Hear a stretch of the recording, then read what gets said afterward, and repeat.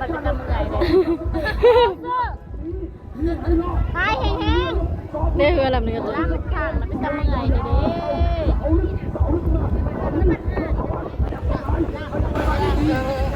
ซาหนักเพื่อรับบ่ได้มันล้มแห้งเนาะพี่น้องล้มแห้งอันนี้ล้มแน่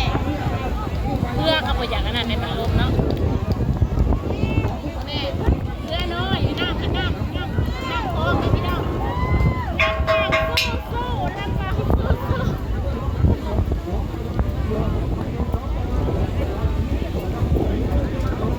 โอ้ยรักไฟอยู่พุ่นเนาะพี่น้อง ไก่แห้ง รักไฟอยู่ลูกคนล้มแห้งไฟเรือขยันหน้ามันเวไหน อันนี้เขาจะจนอย่างนั้นปะเนี่ยอันนี้ลำหนักก็จน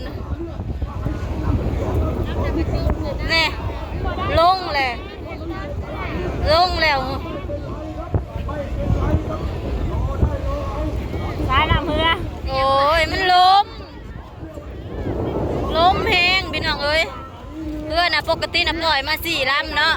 ลำนั่นก็พายบ่ได้น่ะ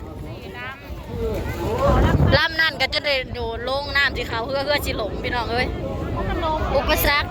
ในการพายเรือมือนี่ลมแห้งลมต้นตะพังโอ้สาวจิ๋วคุณทำอะไร รุ่นซิงชนะเลยก็พี่น้องรอบซิงชนะเลยจ้าร อบซิงเพื่อหน่อยพี่น้อง เที่ยวในย่านเพื่อลมนะทุกคนเพราะว่ามันลม เพื่อ10 หาสีพายแต่ว่าลม กันไล่เลยจ้ะ เมื่อในเรือเขาเจ้าอันนะ เพื่อเจ้าหน้าที่ไล่ขนาดเพราะว่า มั มัน ลมเนาะ เพื่อกระหักษาความปลอดภัยได้ดีเลยทุกคนเพื่อลำน่ะเป็นถล่มแท้ ใช่เลยลำหนึ่ง มันลมผัดแห้งนะทุกคนเลย ก็เอาบ่อยู่เนาะ เบิ่งเนี่ยลม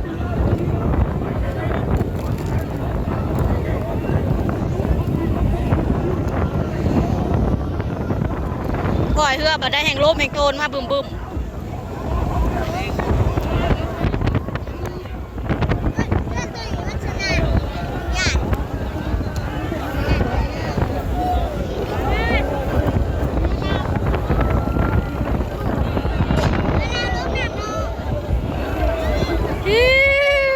เอาแล้วบาทนี่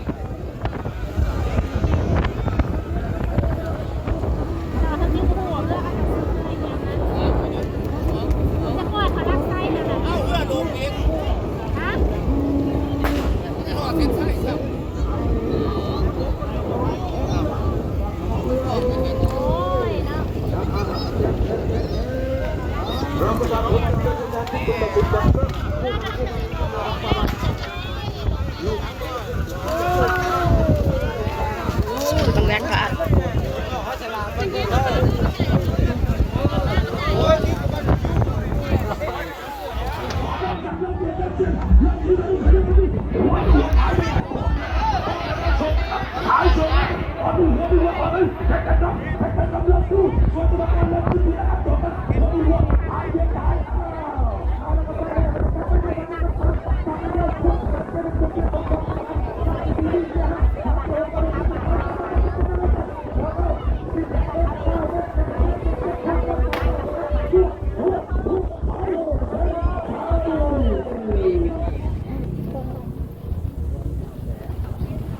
กันซื้อร้านกางเกงยีนพี่น้องคนละโตเต้าไป20 พอกันบ่ไง เมาส์ผ้าห่มกระสุดผ้าปูที่นอน ก่อนเนาะผมบ่ได้ยังบ่ได้เบิดได้นี่คืออ่ะก็ซื้อเริ่มซื้อก็ยังเต็มมือเดียว ข่อยไปซื้อ3 อย่างที่จะเลยไปซื้อไปเย็น2 อันเอง น้ำเดือดใส่ก็ดี อันนั้น เอาบ่มีบ่ ไล่ตีสูงเหงมัง หอมในพ่อบ่รู้ ใส่เอาซาไผ่นะสิลูกสาวเหลืองกางเกง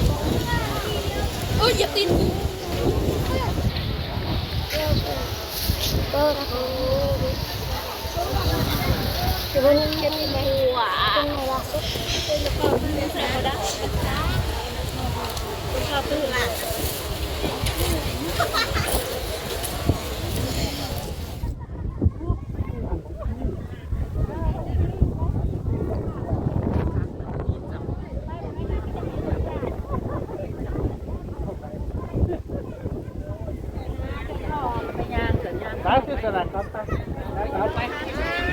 ครับเอาของเลยเอาบางเอาของ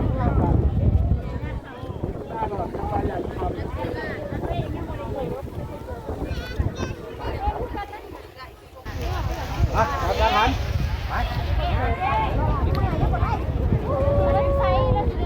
พากันเมาผ้าห่มเมาหมอนพี่น้องเอ้ยยามหนาวเลยเนาะก็พากันเมาผ้าห่มผู้ละพื้นตัวเองก็ไม่น้อยหน้าใครเลยไปนี่เด้อนะเคยเยอะบนแนวน้ำลมพัดบ้านเฮามากกับสิบกันมานั่งแคมกระผังของพี่น้องชมวิวชมเรือนั่งซื้อแนวแซ่บๆมานั่งกินไป ดีเด้อยินบ่มันแม่แกงทำไมได้เนี่ยแซ่บได้ ปลาแกงหน่อไม้พูดได้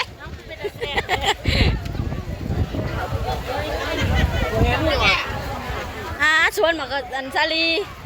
ชวนมากับโพด พอดังไฟเลย ปะยังไงดิ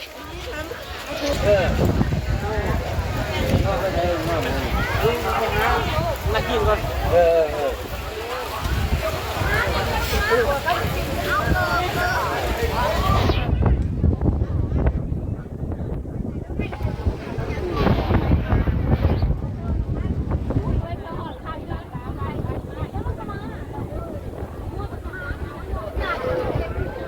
พี่น้องครับโอ้ยเฮือกับของตั้งแต่วานนี่เนาะได้เวลากลับแล้วพาเมื่อค้นเข่าพี่น้องเอ้ย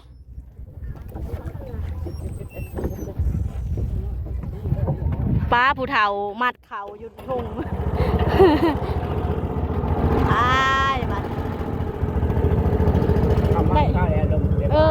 ขับมาเช้าเนาะได้ผ้าห่มผ้าแพรพี่น้องเอ้ยตั้งเป็นยังซื้อก็ซื้อได้แท้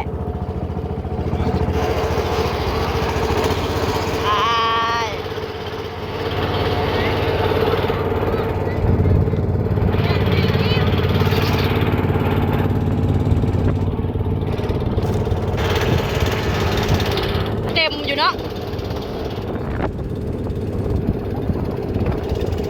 วะคนนะก็ต้องเลยคนยังเจ็บเลยนะคนยังเต็มถ่ายเจ้าถาเบิ่งเรือ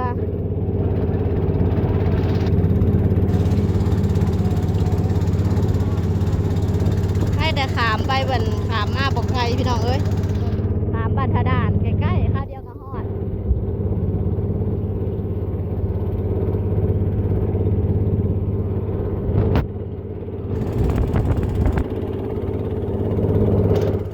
เจ้าคือเงินหลายแต่บ่